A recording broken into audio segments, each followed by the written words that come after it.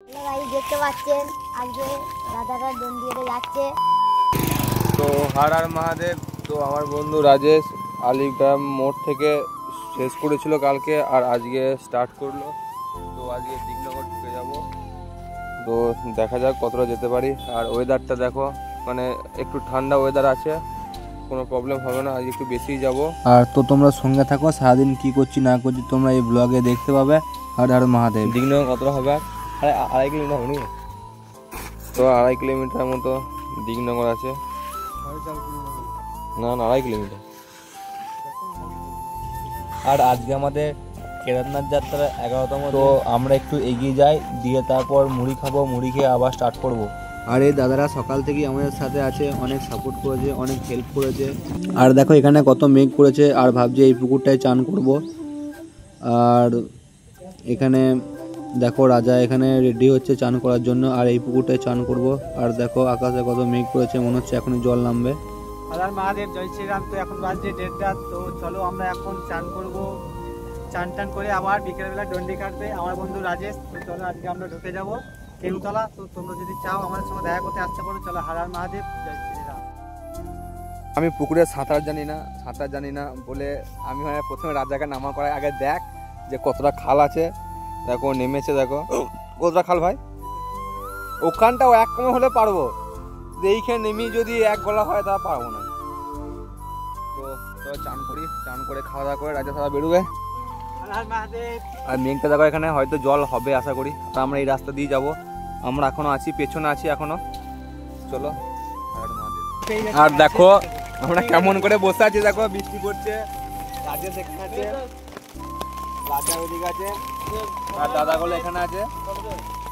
মানে কি অবস্থা দেখো, খালি একবার বৃষ্টি পড়ছে, দেখো বাইরে বৃষ্টি পড়ছে, আর দেখো এই অবস্থা। লাস্ট কাল শেষ তিরপল টাকা দিয়ে থাকতে হচ্ছে, তো কিছু করার নাই। আর জল থেমে গেছে, এখানে আমরা খাওয়া দাওয়া করবো, কিছুক্ষণ রেস্ট করবো, তারপর আবার রাজেশ দন্ডি কাটতে বেরোবে। হর হর মহাদেব। আর আমরা এগিয়ে যাচ্ছি রাজেশের কাছে। রাজেশ এরপর দন্ডি কাটা শুরু করবে। আর টিপ টিপ করে হালকা করে বৃষ্টি পড়ছে, কোনো প্রবলেম নাই, যাওয়া যাবে। ওই দেখো রাজেশ ওই গাছটার নিচে আছে।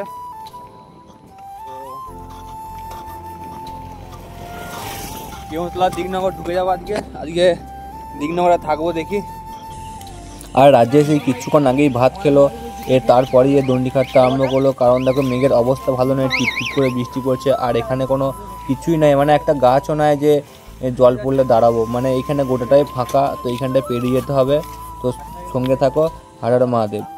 দেখতে পাচ্ছেন আজকে রাধারা দন্ডিতে যাচ্ছে। হ্যাঁ নামটা কি বলে? রাজেশ। নাম হচ্ছে রাজেশ। কালকে আলিগ্রামে আছে যাইছিল, আজকে যাচ্ছে দাদা। কোথায় যাচ্ছে? কেউতলাতে যাচ্ছে, যাবে কেদারনাথ যাবে।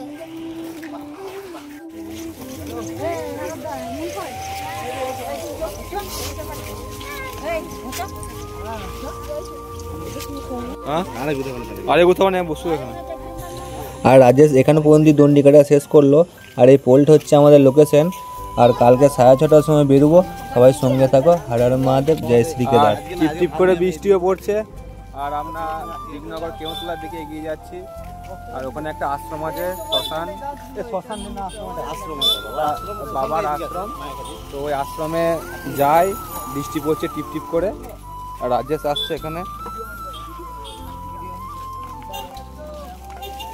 তো দেখতে পাচ্ছ রাজেশ এখানে আছে, আর রাজা সামনের দিকে এগিয়ে গেছে, আর আমি আছি এখানে। আর ভাড়া করা ড্রাইভারটা এখানে।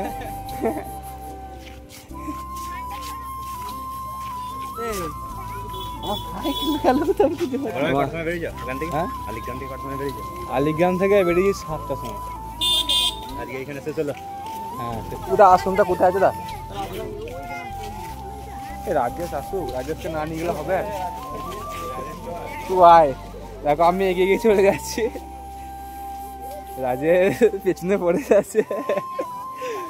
রাজেশকে একা ছাড়বো না।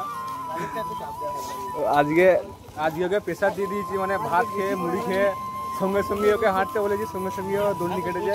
কোনো চাপ নাই, হাঁটতে বলে। আর এটা মায়ের মন্দির, কেউতলা রক্ষাকালী মায়ের মন্দির, খুব জাগ্রত মা। তো বলছে বাথরুম পেয়েছে জোর, আমারও পেয়েছে বাথরুম, আমাকেও যেতে হবে। অনেক লোকজন ছিল তো করতে পারি নাই, তো রাজ্য আগে থেকে ঢুকে পড়েছে। আর এটা কি দিগনগর আশ্রম নাকি? তো দেখতে পাচ্ছ দিগনগর আশ্রম, বাবার আশ্রম। ও দেখতে পাচ্ছ বাবা এখানে ধ্যানে আছে। আর এদিকে তো বাবার মন্দির।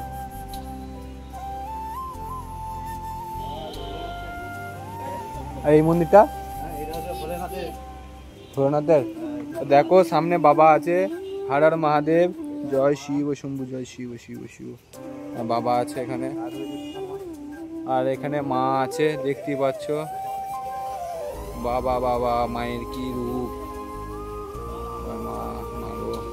তো দেখতে পাচ্ছ মা সবার মঙ্গল করো মা।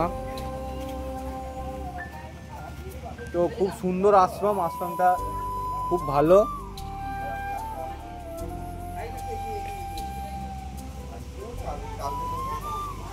এখানে মহাদেব আছে, হর হর মহাদেব।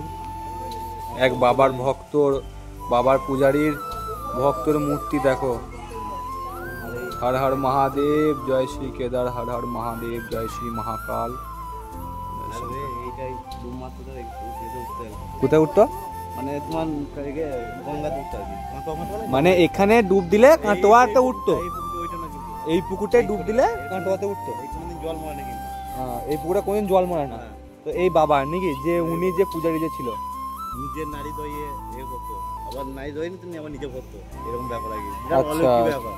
তো এখানে অনেক রহস্যময় ঘটনা আছে এই বাবাকে নিয়ে। নাকি বলছে এই পুকুরে নাকি ডুব দিলে ওই কাটোয়ার গঙ্গাতে উঠতো, মানে বিশাল ব্যাপার একটা।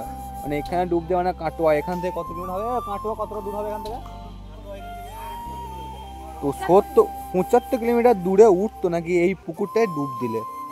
তো কি বলবো, হ্যাঁ মহাদেব আছে, হর হর মহাদেব, জয় শ্রী কেদার।